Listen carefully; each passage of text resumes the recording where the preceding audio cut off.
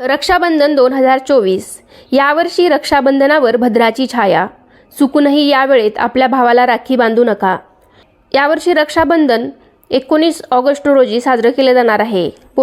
राखी पौर्णिमेची तारीख अशी आहे 19 ऑगस्ट 2024 रोजी सकाळी 3:04 ही पौर्णिमा सुरू होईल आणि 19 ऑगस्ट 2024 रोजी रात्री म्हणजे मध्यरात्री 11:55 संपेल.